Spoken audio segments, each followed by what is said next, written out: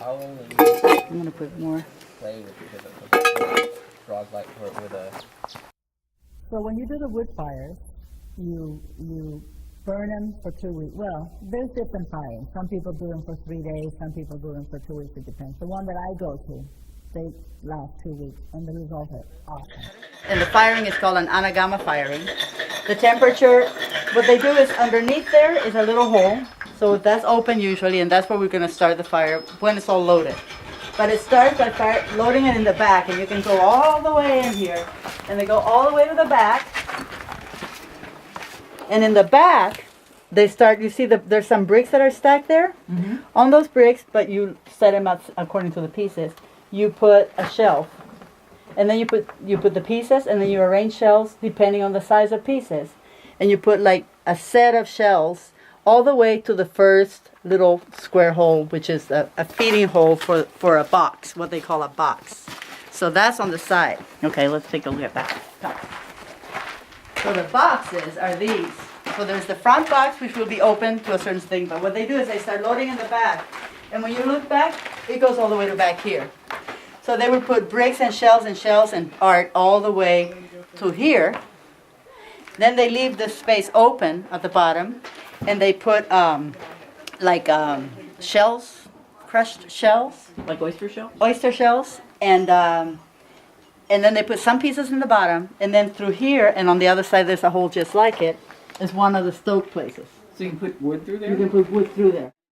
When the kiln gets to a certain temperature, we start putting little pieces of kindling in the 2 ports on the side of the kiln that are within areas of shells. At the bottom of that area, there are pieces also. And I have one sculpture that is a boat with a very straight body, and it's really gnarly looking. It looks like it had been at the bottom of the ocean forever. And that's because it was right there. So it gets ashes right on it constantly. And so once it's all filled up, you brick it all up. It's really great. And then here they leave like a little space where bricks are going to be removed. And so you put a door on that, and then you have bricks up here.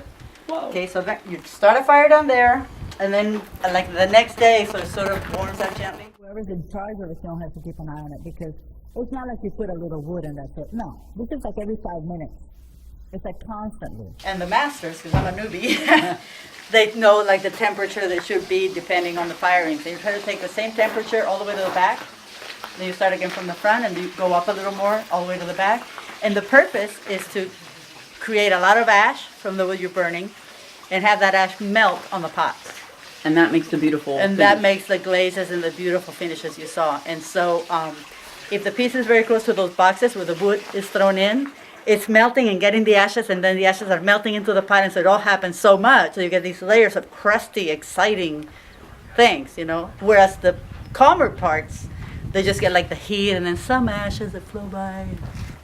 Get stuck on it. That's about So it. things don't come out looking all the same. Everybody's pieces, It's depending very where they are, different. It look also different. depends on the clay that you use and how it was built and where in the kiln it is. And then comes like the kiln got too hot at a certain point. It reduced too much, which means it didn't have enough oxygen for a while.